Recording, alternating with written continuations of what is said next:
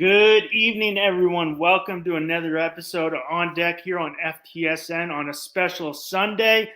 I am really honored. We got Andrew Carvajal on tonight, big Dodgers fan. Pumped we got finally got you on the show. Andrew, how we doing tonight? I'm great, Russ. Long time no see. I know we talk and text from time to time, but this is awesome what you got going on with the podcast. So I'm excited to be on it. Um, Press for time, but we make time for it, and let's get down to it. Yeah, definitely. We a little backstory. We are gonna have Andrew on during the game 1-2 recap, and his wife went into labor right around there, so he had to obviously postpone. First off, congratulations on your firstborn son. That's unbelievable. Well, bet me and Andrew, we played high school baseball together, some great times in San Pedro, California. Coached baseball together. A little backstory on your baseball career, because you played some ball. Yeah, appreciate it. Funny story about my wife going into labor. So she goes into labor game one, and it's obviously it hurts you to hear this, but it's the famous Freddie Freeman Grand Slam. And I'm in a group text with buddies, and I go, if Freddie Freeman hits a Grand Slam right here, I will name my kid Freddie. Couldn't get my wife on board with it, but we were close. And then our son was born the next day. He is not named Freddie, but perfect timing too, because he was born before game two started, so we were able to watch game two as well. But my background in baseball, like Russ said, went to high school together. After high school, went 2 years of JUCO ball at LA Harbor College, then transferred to Chapman University, where going to toot my own horn a little bit, was an All-American my senior year. Then after my college eligibility was up, I still had another year of school left, so I was able to coach a year. Handled mainly with the outfielders, BP whenever they needed me. You get the grind. I'm the lowest coach on the totem pole, so whatever needed to get done is what I had to do. Then after graduating from Chapman, coached 2 years at our alma mater, was the JV head coach there. And then after that, kind of got out of it. Went to the corporate world, working in finance and banking, but still have a love for the game, love watching baseball. My wife, she's not excited that baseball season's coming up. I can watch every single Dodger game, and even when the Dodgers are not on, you can catch me watching Marlins Reds on a Tuesday afternoon. So I love it. I watch it. I'm all for it. Our nephew's getting into it. He's My brother-in-law is a Cubs fan, so we jab back and forth about Dodgers Cubs, especially with the series opener being in Japan. Dodgers Cubs. So we're stoked for that too. So super excited that baseball is finally here. Oh yeah, well you bring up Marlins. Where actually our network started is actually a Miami Dolphins was like the first thing. Is like it's Finstock Sports Network, which kind of pains me because I'm a Jets fan, so I can't say nothing about Finstock. It's FTSN, but yeah, I mean, you bring up my nephew was born. My brother Joe, who went to our alma mater, he's a couple years ahead of us. My nephew was born right before Game 4, so he gave us one game. Probably should have gave us two, but and being a Yankees fan, I do not blame Aaron Judge for dropping the ball. He'll probably never do that in his career ever again. That's just a fluke. Oh yeah, no, I mean, and like Volpe was just like, oh crap, I got to get rid of the baseball here. I blame Garrett Cole, and I'm yell at his ass. I mean, like I never pitched. You were a pitcher. You've been working on PFP since you were like once you got to like intermediates in Little League, you're working on PFPs. That's all you do. That's literally fundamental baseball. I can't speak for him, but I don't know what he was thinking. Rizzo was kind of far from first base. Maybe he didn't think he would get there in time, so Rizzo kind of slowed up too, anticipating Cole being at the bag. But on the same token, too, you got to give credit to Mookie hustling down the line on a little swinging bunt dribbler to the first baseman because a lot of guys wouldn't have hustled that out. So, Well, that's the difference. I've always said on this show, there's few MLB players. If I'm growing up as a kid or have a son, I don't have any kids, but I work with children, or you have a son. Few MLB players, I would say, you want to mold your game after. And I view Mookie Betts as one of those guys, even though he was a Red Sox and I hate the Red Sox and he's a Dodger. And I don't like I'm from LA and I don't like a single team in Los Angeles. But if you would mold your game to anybody, I would say Mookie Betts, because the guy just plays the game the right way. yeah, no, I'm 100% with you. I have another cousin out in Utah, and he's super into baseball as well. And I send him like just Mookie videos of this is who you want to emulate. This is the guy you want to follow. A yes coach type of mentality. A guy who's always going to hustle.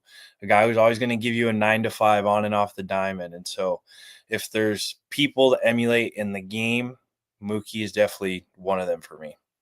And I'll say congratulations on the 2020, your first full season World Series. You can't take away 2020. 2020's gone. You can't take it away. It's gone. I don't give anybody 2020 60 games. We're both baseball players. It's a marathon. I'll give you 100% credit on here. And I even texted, I'm like, if we're going off the Yankees, if you're going off a pure roster, it was a very even series. But I'll yell until my face is blue. The reason the Dodgers won, besides Game 1, because the Yankees win Game 1, it's a totally different series. But the Dodgers went fundamentally sound, and when the Yankees were not, they were probably more talented than the Dodgers. But baseball's for me, baseball is probably one of the few sports, if you don't have consistent fundamentals, you're not going to win. It doesn't matter how athletic you are. Yeah, no, 100% with you. I mean, just going back on that playoff run, it was wild to see them win the World Series with 3 starting pitchers, right? Flaherty, Yamamoto, and Buehler. And Buehler wasn't what he was. He got shellacked in San Diego on Game 3, I believe. He got pummeled, settled down. Then if you were to tell me a bullpen game for 4 and then Yamamoto come back on 5 and just that was Flaherty on 5. Was it Flaherty? Yeah. No, it was Yamamoto. No, Flaherty got knocked out real quick.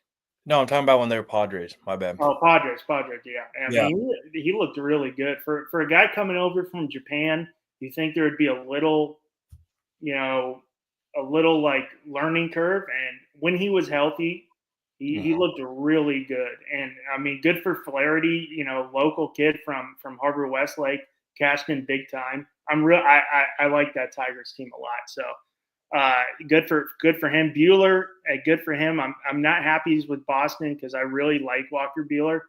And I mean, the guy's just got jump off the mound. That ball just jumps, and Dude, you pitched a little bit.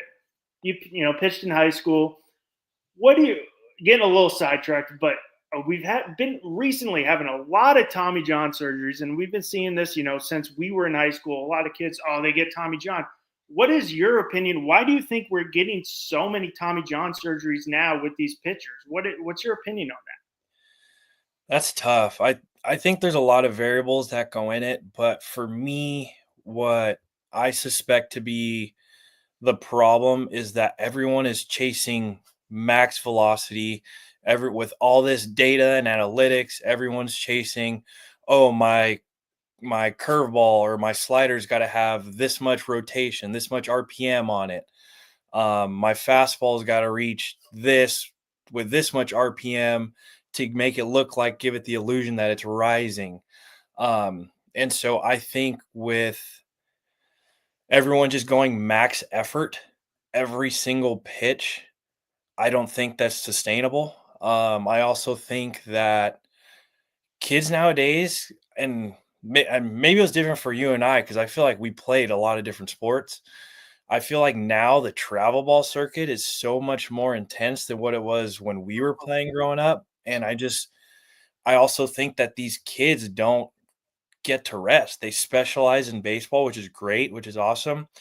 But the guys that just consistently throw from January to December, 365, your arm never really gets a break. And so I think it's a combination of growing up, playing year round, not taking a break, and chasing max velocity, max spin on whatever pitch you're trying to achieve.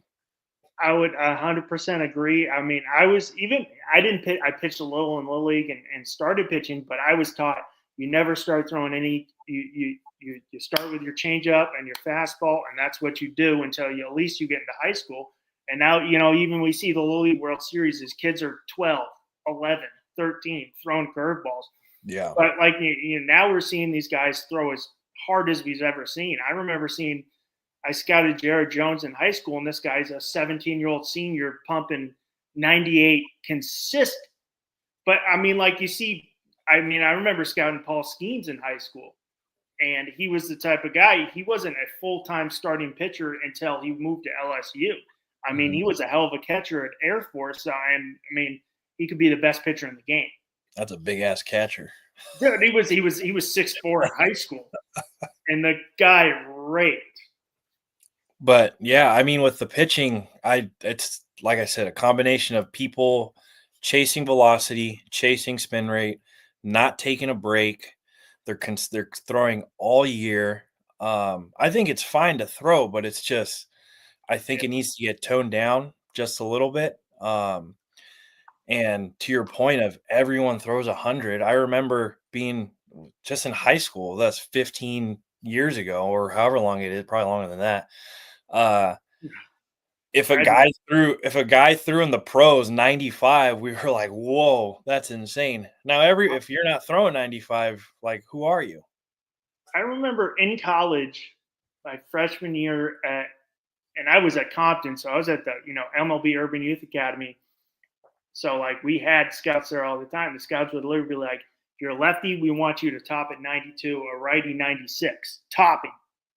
And now it's like if you're hitting 92, 93, which when we grew up, you're like, holy crap, you're throwing 92. That's like, now it's like you're not even getting a look if you're not throwing 96 as a high schooler.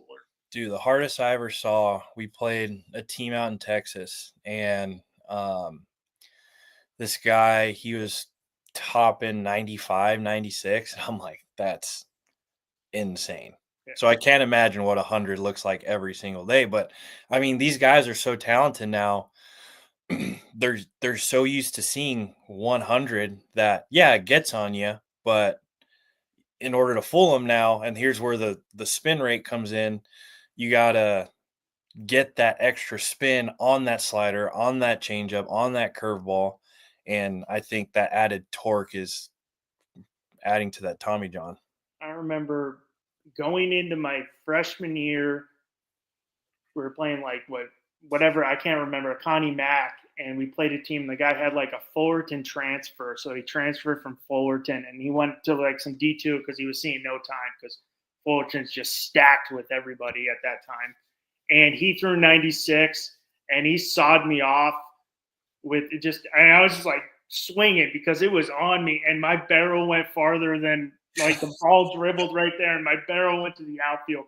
But let's move on to that because we want to talk a little NL West baseball. Obviously, the Dodgers, on paper, could be the best, and I've said it, on paper. We all know baseball is excuse my language, a fucking weird sport. It's not like anything else. It doesn't matter. On paper, best pitching staff in baseball. On paper. But I mean, that could change. But I mean, obviously 98 and 64, solid year, 2024 World Series champ. You go into the offseason thinking, at least for me, I'm like, how's a team that just wins the World Series get better? And they fucking do it. I'm sorry.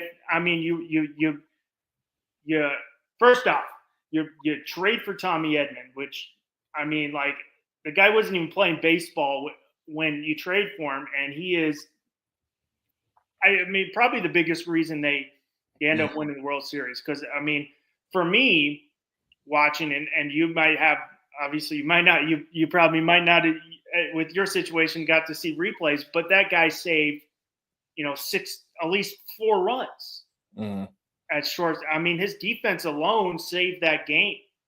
And this is a guy who wasn't even playing. But I mean, you re-sign him. First off, and I'm going to ask you on this. What did you think when the Dodgers signed Teoscar Hernandez? Because I had another guy on here, and he was pissed too. But what do you think when they signed Teoscar Hernandez? And then they re-signed him, which, I mean. So I was shocked that they signed him to begin with. I think it was kind of a shot in the dark. Like, we'll reach for him if we get him. Great. I knew where was he before LA? I want to say he was just Seattle. So I know it's Seattle. We being in the Northwest where I'm at now, we have buddies that are Mariners fans. So Mariners on the TV from time to time, and I'd watch him, and I thought he could hit. And so to have him sign with the Dodgers on a 1-year deal and have him play the way that he did, 33, 34 bombs, 270, almost 100 ribbies. I thought he was good as gone. I'm like, he's a 1-year guy. This was awesome. Thanks for the World Series. Fan favorite. We'll see you. Good luck wherever you go. And then seeing the news that he got re-signed, I think is, to me, if that's all they did for the offseason, didn't sign anyone else, I'm like, great. We just restocked. That's a good offseason. Our pitching's going to come back. And hopefully no one gets hurt this year. But with baseball, like you said, it's a crapshoot. You never know.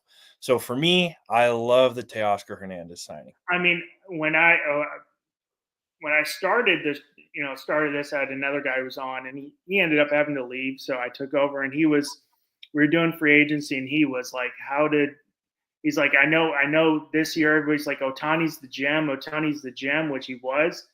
But to get Teoscar Hernandez with his numbers for what they got him, I'm like, that might have been the steal. And with all the injuries the Dodgers have, he might have been the team MVP just playing consistent baseball and staying healthy. I mean, he batted what? He was 272, 339 on base. I'm an on base percentage guy. 501 slugging, 33 home runs, 250 in the playoffs, still, solid. And a hell of a in game 3.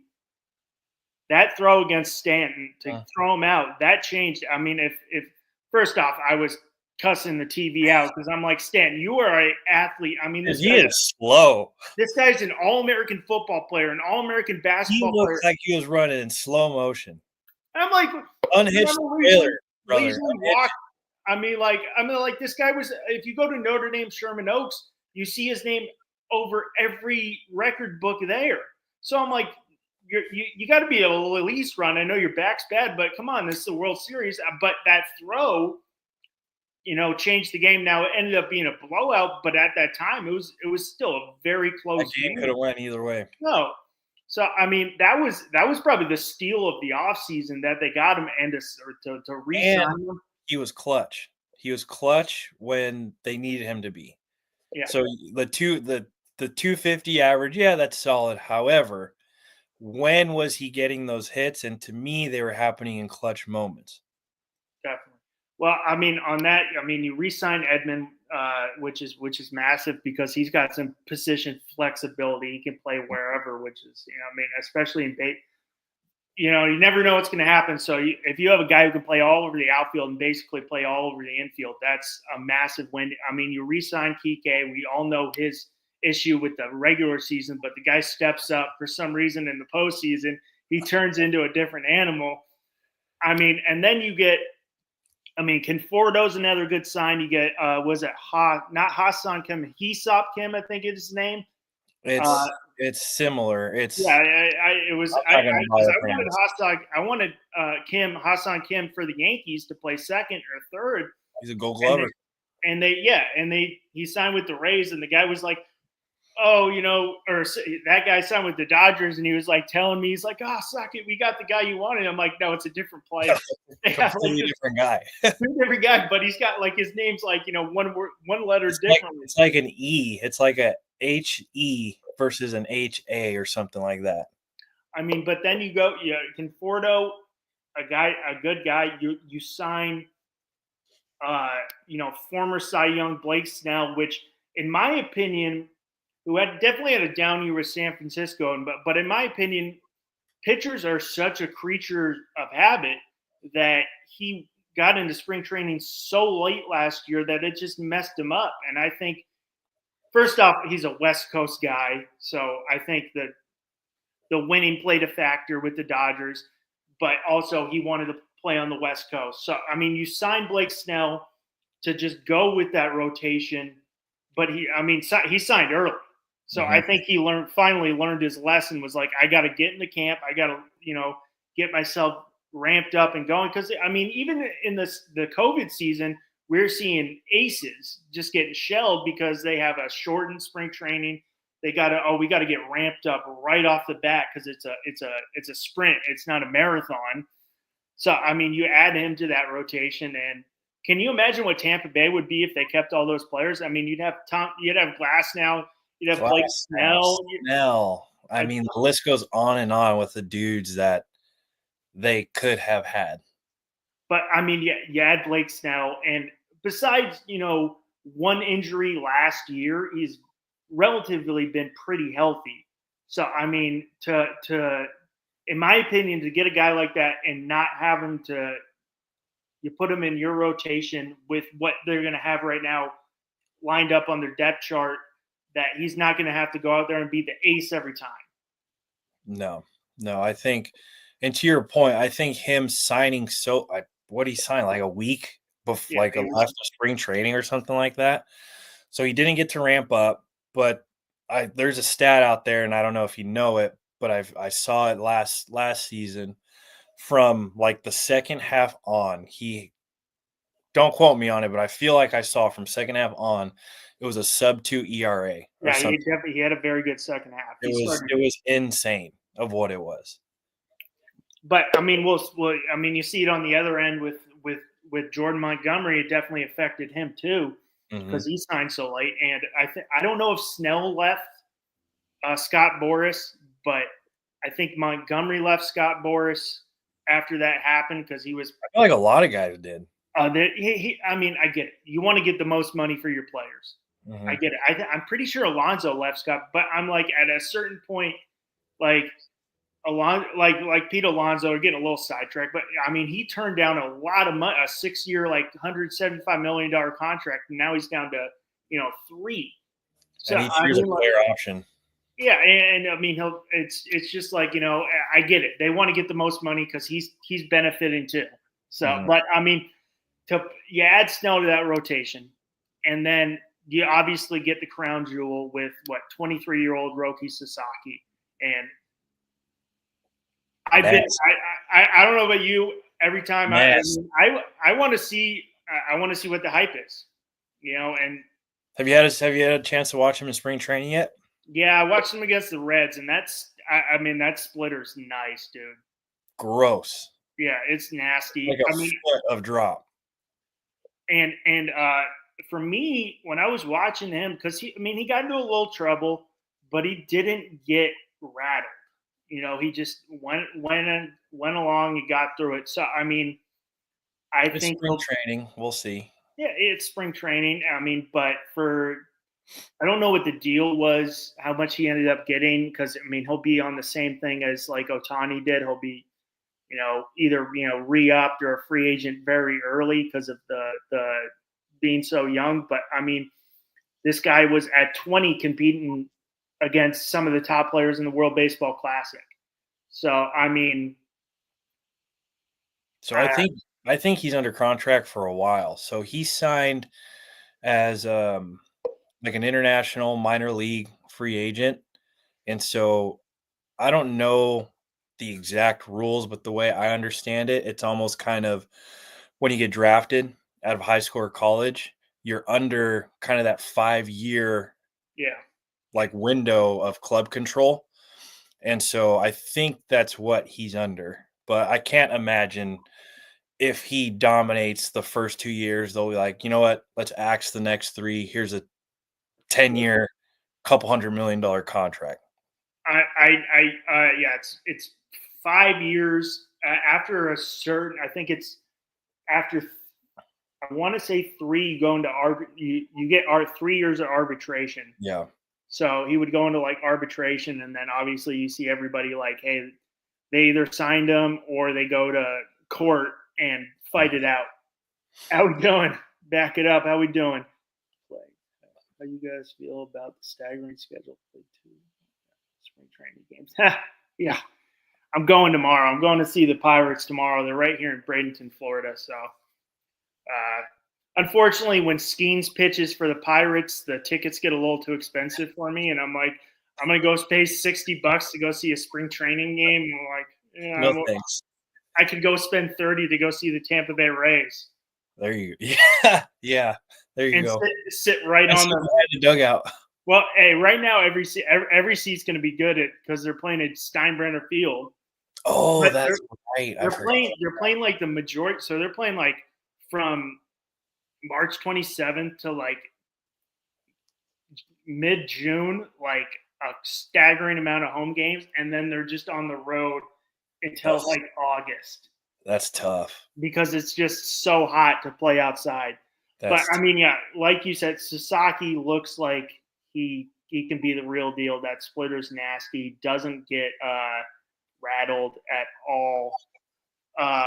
We'll see. I've heard reports. Now, this is I get sick of people throwing stuff out on Twitter because, like, after the Juan Soto crap, everybody's like, hey, he's going here, he's going here. I'm like, no, if your name is not Jeff Passan, you have no idea. That's the only guy I care about. But, like, I've seen reports, people say in Japan they told him to get Tommy John because he would get it in like 2 years. Now, who knows if that's real or not? I feel like I heard something similar too.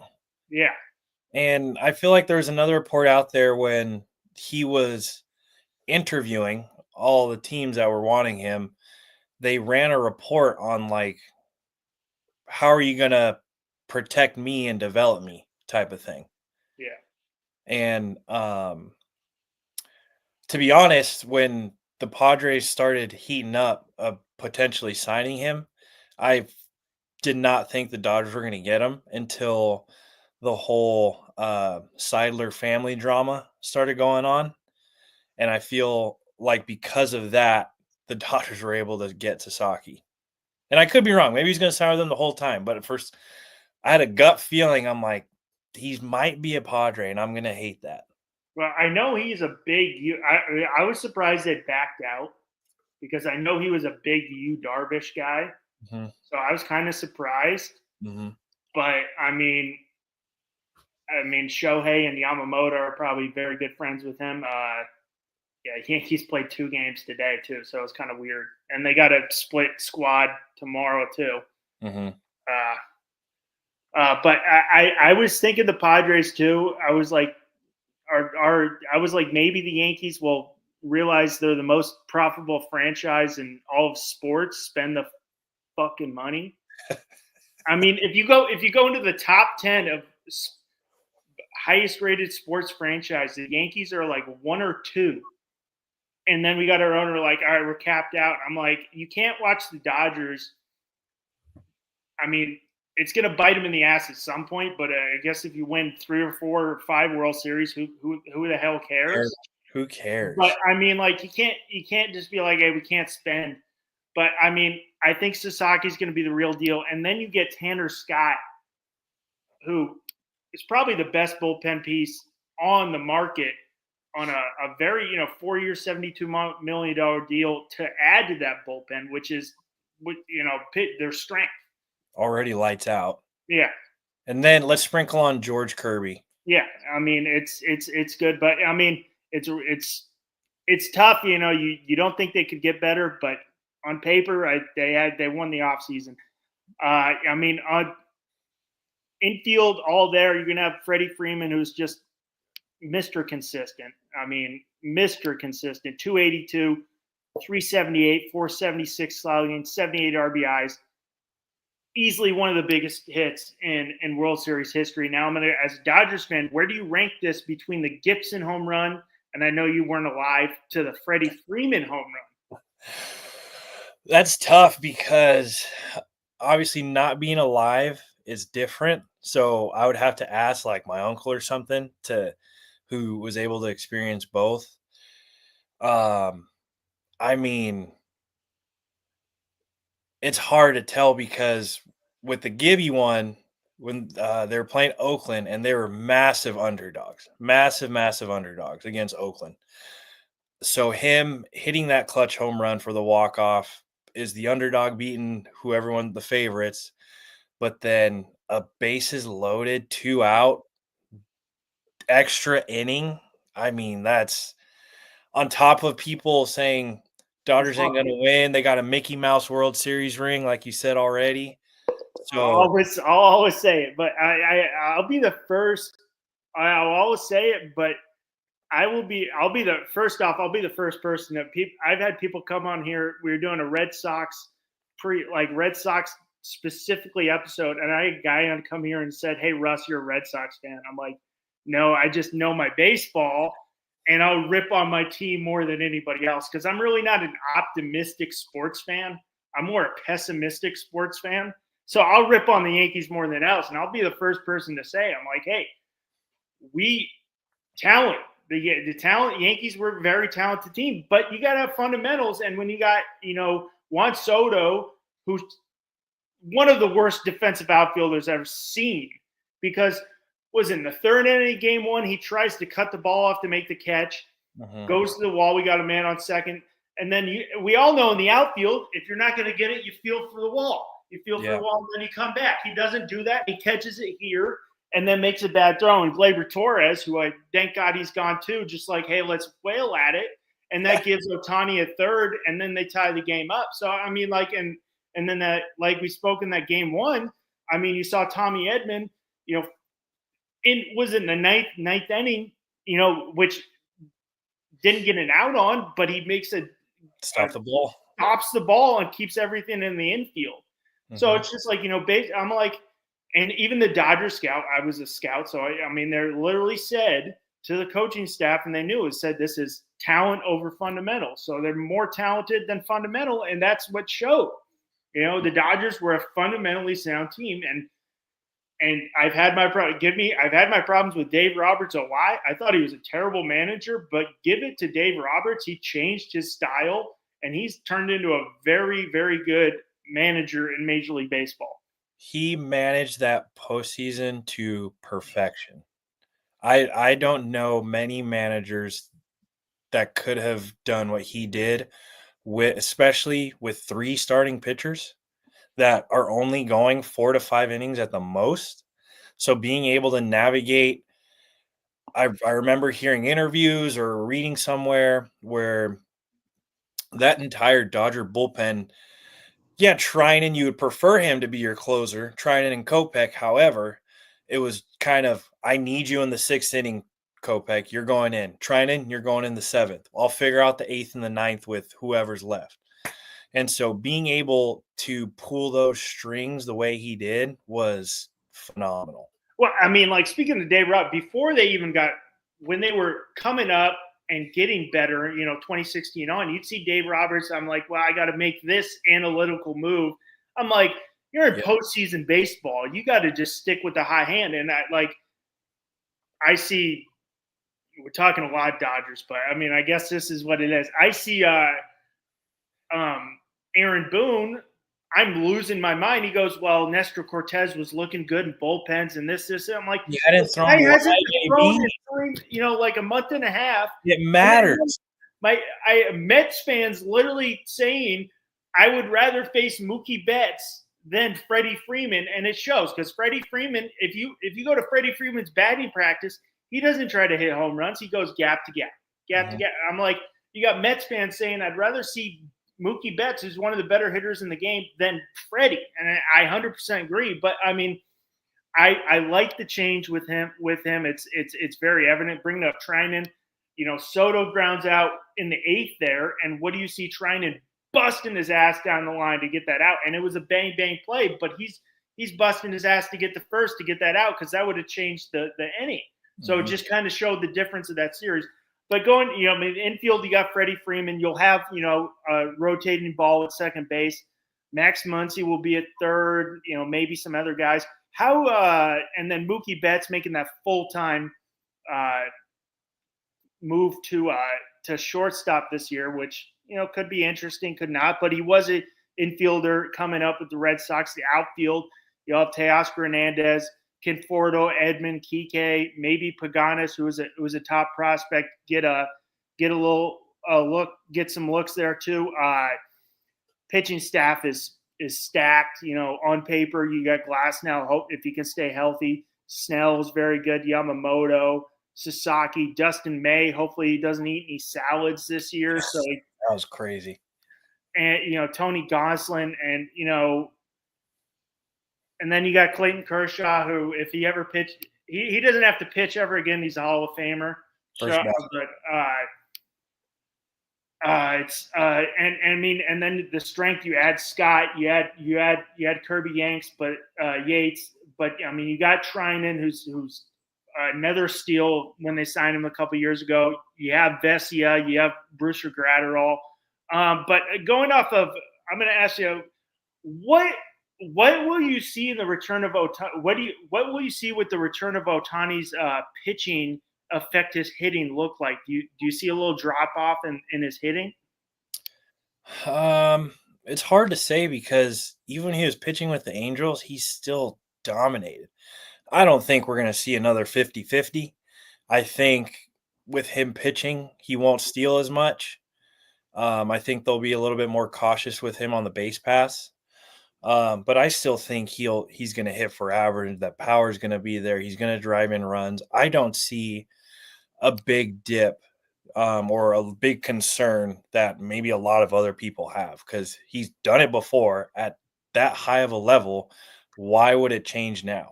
I just think the base running numbers aren't going to be there. That's the only thing. Well, I mean, how do you think?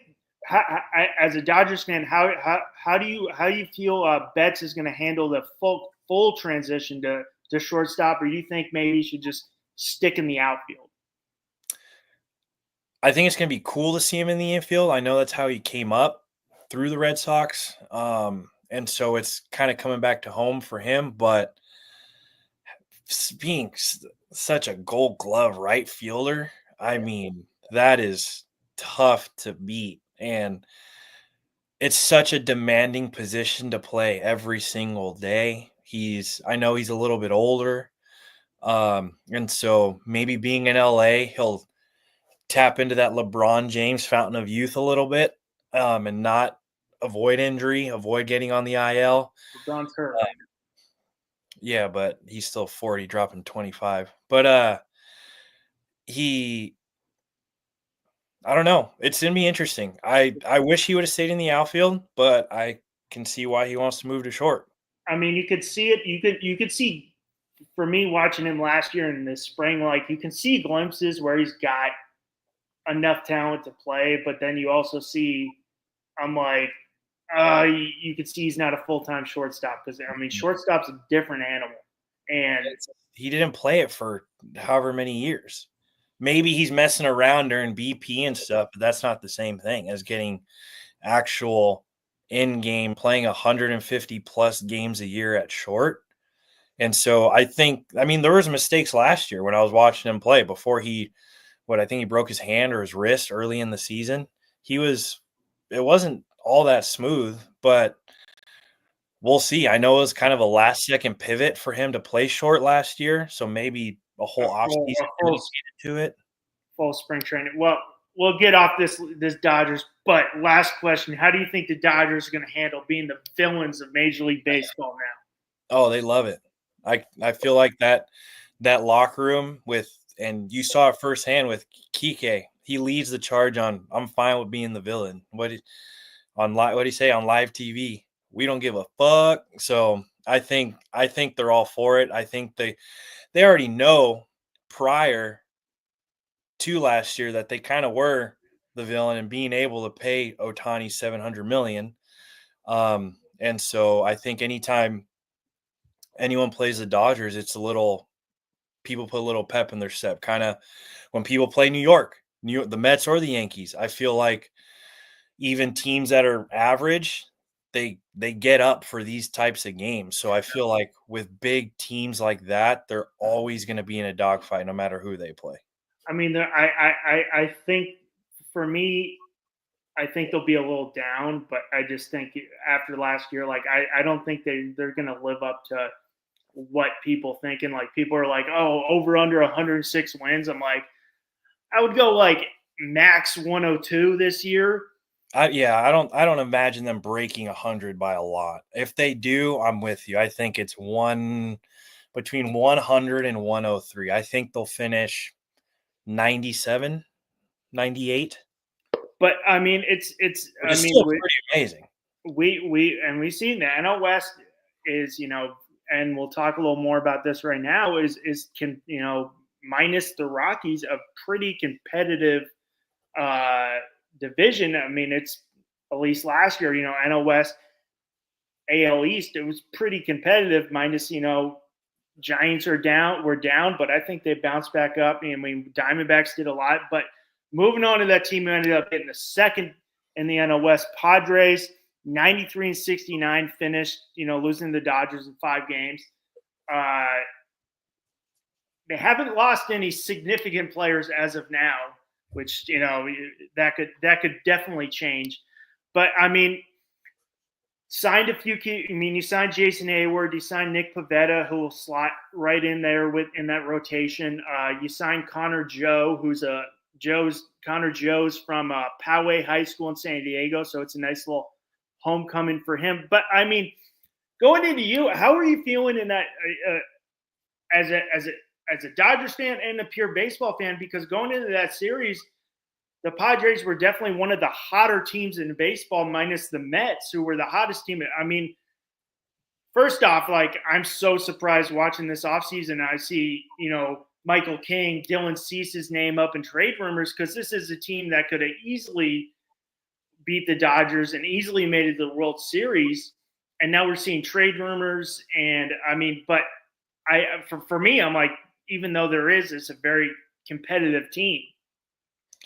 Yeah, I mean, going into the playoffs, I was nervous. I did not think the Dodgers had the firepower was there, but to your point, it's whoever's hot at the time of the postseason is usually the team that Yeah, takes off. 100%, 100%. And so the Padres were hot, and so I wasn't confident. And so seeing them have the offseason that they did, where they weren't that far off to, if they beat the Dodgers, I think they beat the Mets, and it's a competitive World Series against the Yanks. And so for the offseason that they had was really quiet. Like I mentioned earlier, I think a lot of it had to do with that Seidler family drama of who's going to take control of the team. But not making any big free agent splashes. Yeah, Pavetta's a solid 4-5 guy. Connor Joe, I don't really know too much about. Jason Hayward with the Dodgers, and did okay, He's but in wasn't. limited spots. He's not a guy Yeah, you want out there every day. yeah, and so he's kind of a platoon guy at this point of his career. The defense still kind of there, but for them not signing anyone was pretty shocking. For hearing their 2 aces, 1A and 1B, Michael King and Dylan Cease, both on the trading block, was pretty shocking. And so I feel like I've also read reports that they're also kind of uh, regretting a little bit the Xander Bogaerts contract as well. And so I don't know. I know they'll be competitive because they didn't lose really. They lost Profar. That's a big spark plug for them. So that'll hurt a little bit, but overall, in terms of talent, they're still up there. I mean, yeah, and talent, the infield's all the same. You got Luis Ariz, who is a guy, even though he's not the best defensively, I've always wanted Luis Ariz because he's not high on power, but this guy just gets on base all the time. I mean, you still have Jay Cronenworth. Like you said, Bogarts will be moving back to shortstop this year. And I mean, you got Manny Machado, who's one of the best defensive third basemen we see and can still swing it. 275 last year, 325 on base, 472 slugging, 29 home runs. So I mean, he's right there, and I mean, obviously, you're going to have Jackson Merrill, who was runner up to who was runner up to the rookie of the year, who was a converted outfielder, and which is incredible, by the way. yeah, he's unbelievable. Be able to move to the center out of all positions and play the way he did, that is not easy to do. So I mean, and pitching solid. I mean, you got Dylan Cease. Maybe they want to trade him because he's on a contract year, and maybe the Padres, like you said, with who's taking control, but also they're feeling some of these big contracts they gave. You got Dylan King, Michael King, who came over from that Juan Soto deal, which now I'm like, I want Michael King back, but I know we had to throw him in because you had to get Juan Soto to, I mean, as much as I'll shit on Juan Soto, the Yankees wouldn't have been in the World Series if they didn't have one. So you needed him. To me, it was, even though Soto's not a Yank anymore, it's still one of the few trades that both teams won. Yeah, 100%. I mean, and then you got Darvish, who's been off injured for a while, but when healthy, he's a very solid pitcher. But only made 16 starts last year. I don't know if you saw Darvish. His son's a freshman at Cathedral Catholic in San Diego or Palm Springs, something like that. And he's already hitting like 98, 80, 89, 88, 89 as a freshman. And just like I watched this stuff, nasty stuff for a freshman. But I mean, he's probably got the best pitching coaches you can find. But I mean, going off the Padres, obviously, do you think Jackson Merrill can build off that great rookie year campaign and keep on building and seeing like one of the better outfielders in the game? 100%. Takes a little backslide. No, I think he's got a full year under his belt. So I think the league is going to have a chance to, catch up to him a bit. But I just think the talent is there. I don't imagine there being much of a drop back, if any. I think potential MVP candidate if he keeps doing what he's doing. I mean, in a year or two, hell yeah. I mean, this guy's a freak, like you brought up. He's unbelievable. Now, I mean, we'll go a little hypothetical. Between Dylan Cease and Michael King, which one do you think is going to be traded? Dylan Cease. Any teams? I wouldn't be surprised if the Yanks throw their hat in there with Cole out. I wouldn't either, but they are, like I've mentioned to the Back It Up Bench podcast. He's an Orioles guy, so we'll talk here and there, a little AL East guy. The problem with that is the 29 other teams in Major League Baseball know the Yankees are bent over a barrel right now. They are screwed. Everybody knows they need starting pitching because of Cole's out and Luis Gil's out for at least 3 months. So every team knows they're bent over a barrel and they can get whatever they want. So, I mean, hopefully Gil comes back, but he's had arm problems his whole career. So I think that's a problem. I take either of those. I actually love Michael King, but I think Cease being in the contract year the Padres might go back to, hey, we need some prospects. Yep. But I'd be surprised. I'm like, dude, this is a team one game away from making the NLCS, and even Game 5 was, they could have still won Game 5. So I was very surprised on that. But going to that third team in the NL West, the D-backs, Diamondbacks, 89-73 were third place, but very competitive in the end. But they added some significant pieces to the roster, namely Josh Naylor, first base from the Guardians. I still say the Indians every episode. I do too. All the time. And then you get the crown, one of the crown jewels of let's say the MLB market in Corbin Burns. Mm-hmm. I mean, first off, what do you think of that Corbin Burns deal? Because it wasn't very, as much as I thought. I thought he was going 300, at least 280 plus 300. I think the number was a little bit shocking. I think even more shocking is him going to Arizona. First of all, I did not see that in my cards at all. But to your point, like the Diamondbacks are going to be competitive.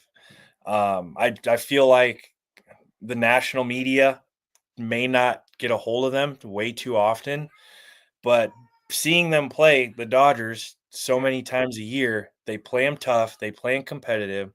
They got a great staff with Corbin Burns, Zach Gallen, Merrill Kelly's a great number 3 option. The Right. signing of Naylor, he's a spark plug guy. And so I think Ketel Marte leading the charge on offense, they're a scary team. So I don't think people should take them. No, definitely a scary team. Oh, and now I'm putting his comment together. He's talking about the Dodgers Cubs playing in Japan while spring training is still going on.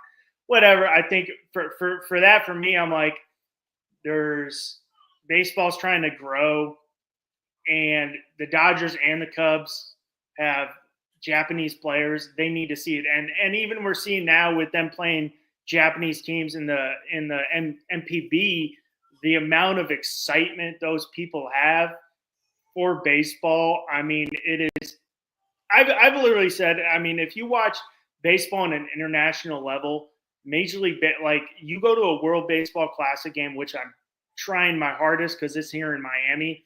Mm-hmm. You go see Venezuela, you go to Japan, you go see, Dominican. They go to Mexico, Puerto Rico. They're having a good time, and then you go here, and people are just like, golf clap. I get it. I mean, like I mean, I'm going to try to get there, and I probably won't be able to pay for tickets when Venezuela and Dominican Republic are playing, because that's going to be an expensive ticket. Because you see Dominican Republic's projected lineup is just absolutely Pujols managing. They just won a Caribbean Series. Yeah. I was watching that too. It got a little boring after a while, but I did watch a little of that. But I mean, it's absolutely like nuts. And speaking of Ketel Marte is going to be there. This is a guy, he grew up. Robinson Cano kind of taught him how to play, even though Cano didn't run down the first baseline. And he kind of learned, but I mean, unbelievable second baseman, and was playing in that Caribbean Series too. Still swinging it, 36, 37, but still swinging it. But I mean, Marte's probably one of the best second basemen in baseball. And I mean, you go to the outfield, which I mean, you got Gurriel, you got Corbin Carroll, who is a guy I absolutely love. I saw him at the area code games in Long Beach, and this guy's and he's not physically intimidating. He's not big. He just got everything and does everything the right way. So I'm with you that the pitching staff, I mean, you add Corbin Burns, you have Zach Gallen, you have Eduardo Rodriguez, you have Merrick, you have Kelly, and then you have Pradeff, whatever. I mean, for me, and I've gotten into some arguments, like everybody's like the Dodgers, on Twitter, which I try to stay away with. I'm like, how soon do the Dodgers win the NL West? I'm like, I think for me, I see that obviously Dodgers winning the West, but I don't see until September. I don't see it a runaway. I see I see the Diamondbacks could keep that to a 3 or 4 game lead because of that pitching staff. I agree. I think similar thing of people are just talking about the Dodgers are just going to run away with it. I'm like, well, if you really watch the NL West minus the Rockies, who can sneak in a game every now and again, but we'll talk about them later. But the NL West, even though the Giants had a down year, it's still the Giants. Yeah. It's competitive. It's a division that will beat each other up. And so as I mentioned, if I agree, I think the Dodgers do take the division, but I don't think they take it until late in the year with a week and a half left, maybe. That's what I mean. One of my dark horse teams this year, and it was more on the NL side. I really like the Reds. I love what the Reds are doing. I love their young core, but it's also you add Terry Francona, who's one of the few managers I take a lot of managers of Aaron Boone, but I'm like, I love Terry Francona is one of the best managers in baseball, even after a year off. and I love what the Diamondbacks are doing. I think even though the Dodgers lineup is so stacked, that pitching staff can keep them in check. Well, talking about that pitching staff, what do you expect from Corbin Burns this year? Cy Young? I don't know about Cy Young, but I feel like I'm going to be watching a Cy Young every day with the Dodgers compared to everyone else. But I still expect him to be a dog. He can be in the Cy Young chase, but correct me if I'm wrong, but I feel like towards the end of the year he started to taper off a bit, and so I don't know if him being a workhorse finally caught up to him a little bit. Who knows? Yeah. But I still believe in the stuff, so it wouldn't surprise me. But I don't think he's a Cy Young this Yeah, year. I think especially on the NL side, you have so many names on the NL side. I've got Paul Skeens. And you Yeah, know me, I don't root for anybody but the Yankees. I will being a baseball fan. I'll follow other teams. I can talk all 30, but I'm a Yankees fan. I won't root for them, but I won't root for your team. But I root for Paul Skeens day in day out because I have met him and know what type of guy he is. So I root for that guy every time I can get because I know him. Don't know him, but I've scouted him and talked to him once or twice. I won't say I know him. And what are his odds on the Cy Young? I bet you they got to be top 3. oh, did you see some 11-year-old pulled his card, his rookie signed jersey card, Yeah. and they offered him He doesn't live in Pittsburgh. he's lifetime of Pittsburgh. Yeah, the kid doesn't live in Pittsburgh. A softball game there, and then Livy Dunn threw in a free watching party at Pittsburgh game in her box. I'm like, you don't live in Pittsburgh. Second, let's start working on that college fund or something like that. Yeah, exactly. But this is it. Do you see Corbin Carroll with the bounce back here? Because last year was. He's got to. I can't. He is too talented to have the year he had again. I think. To me, I think him and Jackson Merrill are the 2 best outfielders in the division. If not, I wouldn't be. I'm okay saying they're probably the top 2 outfielders in the National League. Definitely. When they put it all together, I think those guys are the 2 best outfielders, like I said, in the National League. Crazy that they're both in the West, but I definitely see Corbin Carroll bouncing back. He's just way too good to not, to have a repeat. It was definitely a down year. 231, 35. He's going to rack up stolen bases no matter. Mm-hmm. Only 35 last year. This is a guy though. He got hurt in minor league when he was in minor league baseball, and instead of him just kind of rehabbing on his own, he went and started working with the major league scout and started scouting baseball. That's crazy. But moving on to that in-division rival up there in San Francisco, you love so much. The Giants 80 and 82. They're 16 and. I want to say 16 and 6 right now in spring training. Very subpar year, but obviously you lose Blake Snell, you lose Michael Conforto. Buster Posey takes over the baseball operations, makes a massive splash, signing Willie Adames to a 7-year deal. You also add Justin Verlander. 15 and 5. I did the notes there, 13 and 3. So I had to change those a little today on the fly. But you add Adames. What is it? Do you think Adames can live up to that contract? I think he can. I think he's talented, and I think with Buster Posey coming in, he wanted to make a big splash. Adames has proven what he can do offensively. It's a tough ballpark. It's a tough ballpark to hit in, especially at night. The ball doesn't really fly out there. But I don't see why he can't. Barring injury, knock on wood. We want all these guys to be healthy throughout the year because like you said, we just love watching baseball. So I think it's good for the sport for all these guys to be healthy. So barring injury, I don't see why he can't. Yeah. I mean, the infield.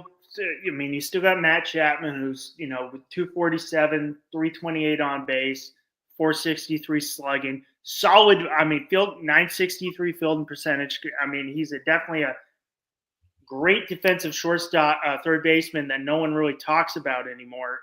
With the A's, and that after that, no one really because we got so many great young players.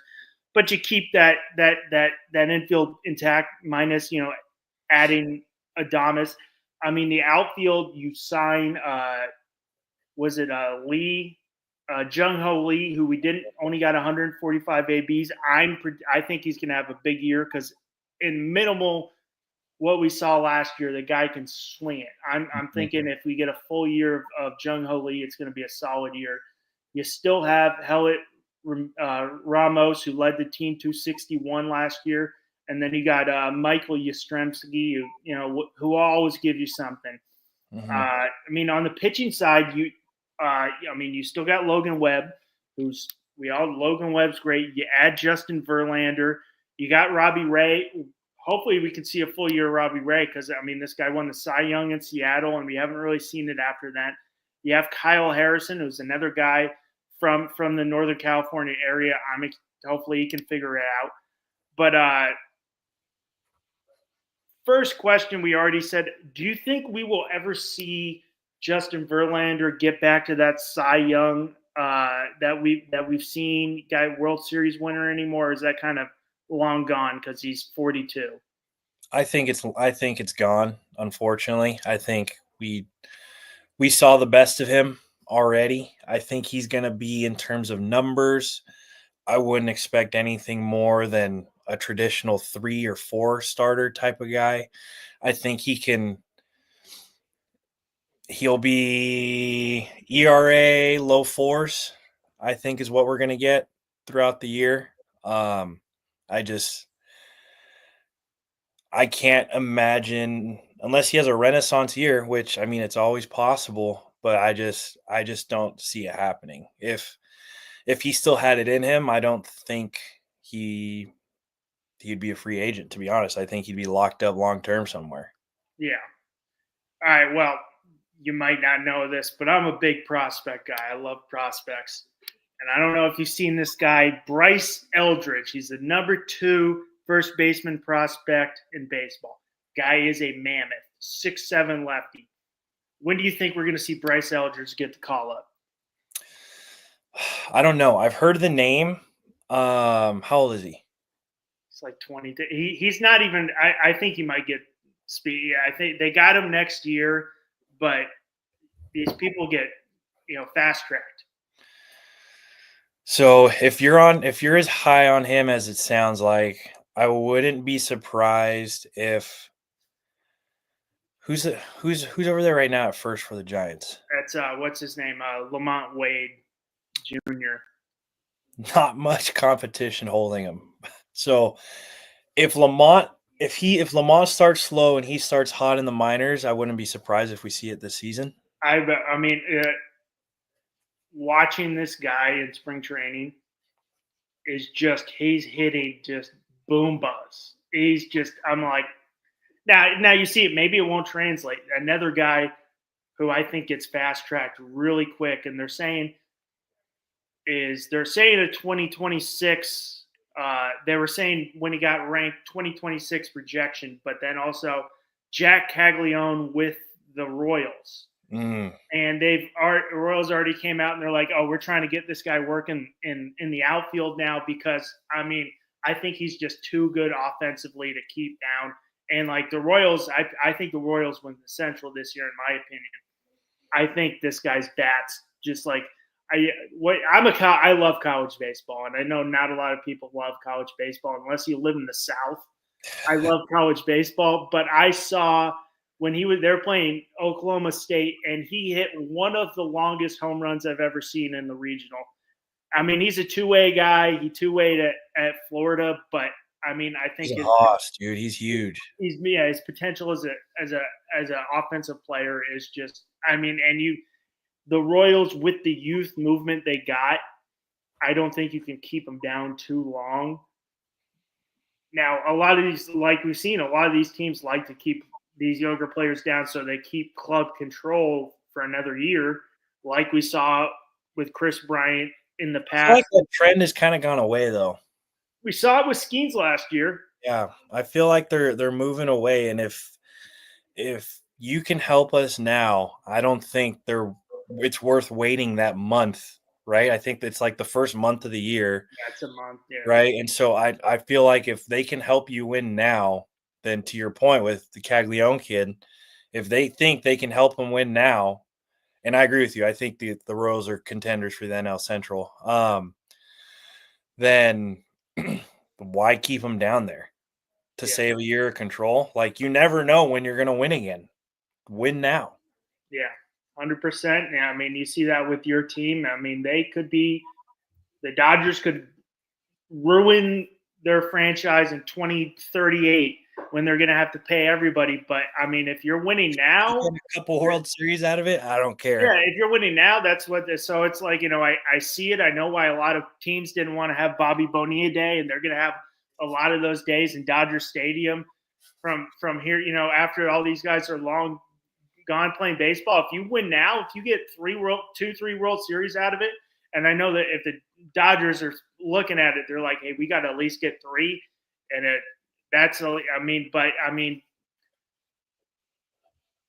I think they've kind of found a loophole, and in my opinion, I think baseball will kind of change it in a couple of years. Is they found a loophole because that there is no salary cap in baseball. You can, and then another thing, like, you got a young son, and we know he's going to play baseball. But I mean, like, if I had a young son or any kid, I'm like, dude, if you really think you want to play a sport and you think you can play at that level, go play baseball. I know now it's probably one of the hardest sports to make it to Major League. But I mean, like, you see this money. Just be the 26th guy on the bench and make $15 million a year. Play every 5th day. I mean, you go, yeah, I'll pitch 3 batters and sit down. Yeah. Yeah. So, I mean, like, the money thrown around, and you're getting all that money. They can't just be like, oh, sorry, we'll let you loose. I mean, like, Shohei's getting all 700. Juan Soto's getting probably 800 million in 15 years. I mean, you're not seeing like, hey, we gave you 700, but only 540s guaranteed. So once that hits, you suck. Sorry.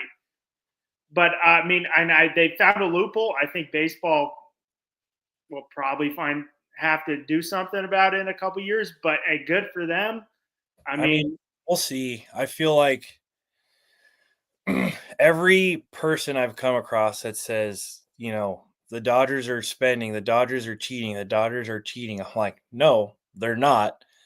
The commissioner has come out and said they are not cheating. They are doing what they're allowed to do in the rule book. 1. 2, your team has the opportunity to go ahead and sign any one of these guys. Like, let's just say Blake Snell, Teoscar Hernandez, and Kike Hernandez. There's 29 other teams that could have courted them for their services. Yeah. And they didn't go. And so, like, you mean to tell me that there's no team that could have offered Blake Snell more money? There's no team that could have offered. I feel like I've heard a report of Teoscar coming out saying that he had more money on the market, but preferred to stay in LA. Took a little bit less of a annual value contract, but it's just kind of like all these teams have the same opportunity to sign these guys. They're just not doing it. And whether it's because they're upset about abusing the deferred payment loophole, I've also read that owners don't like doing the deferred payment because it affects long-term value of the team. So let's say that Shohei Ohtani contract, that $700 million, 680 of it was deferred. 10 years from now, when let's just say Guggenheim wants to sell, they're going to be off the hook for that money, and the new owner is going to be on the hook for the money. So the owners don't do it because if they feel like it hurts their future value of the franchise if they want to sell it, which I think is absurd, because if you win, you're going to make money. So, I mean, I know. I mean, I'll have my issues with it, and it's more. I mean, first off, being a Yankees fan, I know growing up, you guys got money. I know, no. Growing up, because first off, I'm from LA, and no one got. Why are you a Yankees fan? You just like them because they win. I'm like, well, growing up, it's like, hey, I can go with my hometown team, or my dad's from New York. I always went with the teams he did, so that's what I did. You know, I was just, I was a Yankees fan, but at that time, people were like, oh, they're spending, they're trying, they win. Granted, it didn't really work out that much. And when the Yankees were winning, that was a lot of core guys, minus 2009 when they did have that big offseason spending spree. But from 96 to 2003, even though they lost those couple, those were a lot. You mean you had Jeter, you had Pettit, Posada, Bernie Williams. There was a lot of core guys with sprinkled in. So it doesn't always work out. Now the Dodgers kind of got lucky because they got Mookie Betts so young, and no one was paying Shohei so much. I get a little pissed more on these Japanese players. I'm like, dude, you want to just go to I get it. It's a great place to play. But I'm like, it's a great place. You can win. But I'm like, you want to go there and be number 3, like Sasaki? I'm like, dude, you're going to go to the Dodgers. You're going to be the 3rd best Japanese player on the team. You don't want to go somewhere else like, I wouldn't even say San Diego. And and be like, go to the Yankees and beat the main Japanese guy, just saying that, or go to the Red Sox. That's where I see, because there is a big Japanese guy coming out next year who's supposed to be a freak offensive player. Oh, yeah, that third baseman. Yeah. But, I mean, hey, good for him if you spend it, whatever. I get you, we all have our gripes with it, and I'm going to, be pissed. But, I mean, they found a way to get around it, so you can't really be mad because they're not going around this. They're just working with the system, But we'll talk about the fun Rockies, 61-101 team, definitely not competitive last year, but upside. 2 good young promising guys, Michael Toglia and Tovar. Tovar 269. I like Tovar. Very good promising shortstop. Toglia, I like. He only batted 218 last year, but I saw him at UCLA. I think they got Zach Veen, who I don't know if you saw that, where he pimped the home run and almost hit the pitcher with the bat. Yeah. I think he's coming up. I like Chase Dolander. I'm a college guy who's SEC Pitcher of the Year in 2022, so I could see him come up early. They also got Charlie Condon, who was a top overall. Mashed. I know him. Mashed, yeah. 24 golden spikes. Junior year batted 433, 37 home runs, and a 1,565 OPS. In the SEC. In the SEC, which if you think the SEC football is dominant, go watch SEC baseball. I was watching the SEC game. They have 12 teams ranked in the top 25 right now. It's like nuts. So it's on a whole nother level. But we don't really want to talk about the Rockies so much right now. Sorry, Rockies fans, anyone out there. Will Chris Bryant ever stay healthy and get back to that form of that World Series guy? I mean, hopefully, right? Like we said earlier, we want all these guys to be healthy. We want them all to last the year. I mean, he has the potential. He plays in Colorado. You just got to hit a pop fly to center field and it'll go out. So, I mean, he's got the power. And so it really just depends on if he can stay on the field. If he can. And I think another tough thing for him is he doesn't have a lot of protection in that lineup. So teams don't necessarily have to pitch to him all the time. But that's where you mentioned those young guys hopefully coming in, starting to develop. As I said, I really like Ezequiel Tovar. Yeah, he's a player. Anytime watching him play when they play the Dodgers, he's a guy I really zone in on.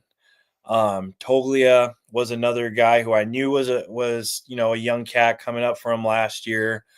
I feel like he was on the prospect list. He had to be. Yeah.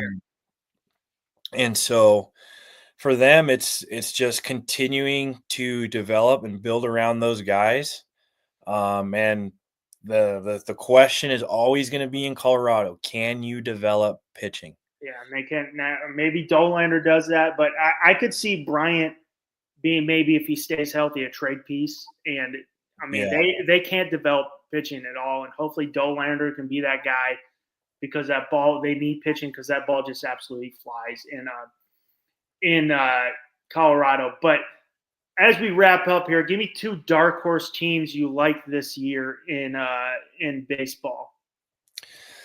Okay, so I'm going division by division right here. Dude, I'm going to stay in division. I love Arizona. Yeah. I think Arizona's a dark horse. I think people don't put a lot of respect on them. They're going to surprise a lot of people. I know we said both divisions or both leagues, but Whatever. I literally couldn't. I'm like, I went both NL. I'm like, the AL is kind of a little top heavy. so yeah, so I'm going Arizona. If I'm going to give a division prediction too, I'm going LA, Arizona, San Diego, San Fran, Colorado. I think Arizona and San Diego are wild card teams.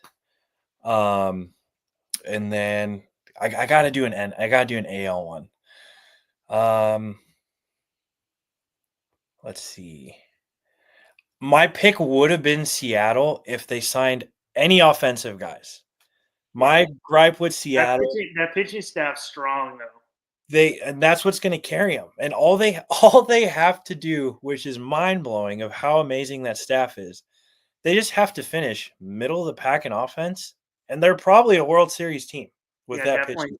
And I mean that pitching. I mean, hopefully they get a full year. Randy, you get a full year of Rosarina, and J Rod can stay healthy, which will be big. But like the AL is definitely a lot more top heavy. I mean, for me, I was like Kansas City. I think wins. Detroit, I think is, in my opinion, maybe a year away, but I still think they're going to be very competitive.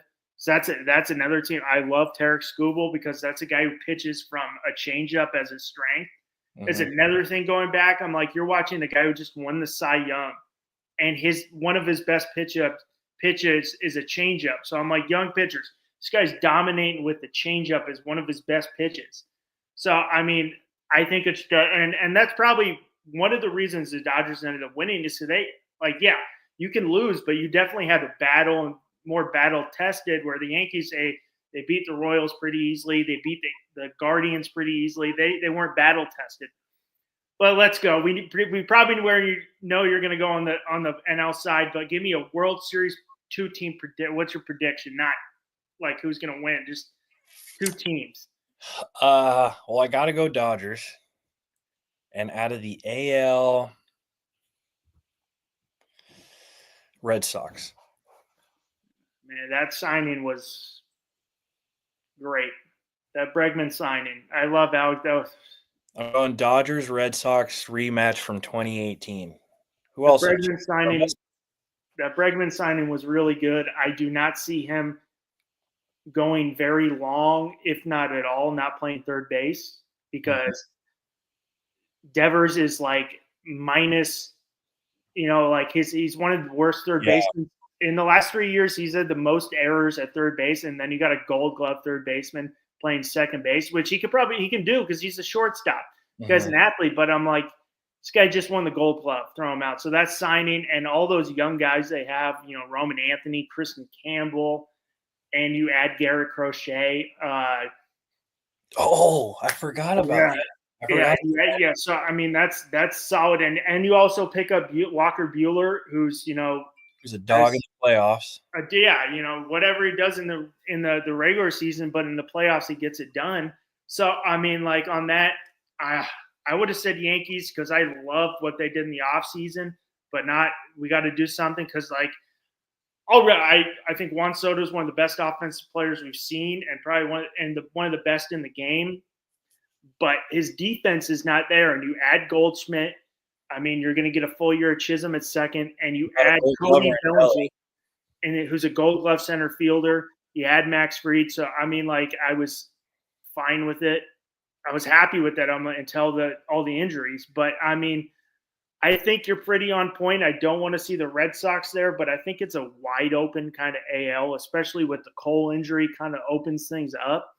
And as much as I don't like the Red Sox, I could definitely see it because being as a pure baseball fan, they definitely had a great offseason. But Andrew, I want to thank you for coming on. You're always welcome to come back on whenever you want. I want to thank you coming on. Thank you everybody for joining us tonight. Please remember to like, comment, and subscribe. I'm Russ Morgan here with Andrew Carbhall. This is On Deck here on FTSN. You guys have a great night.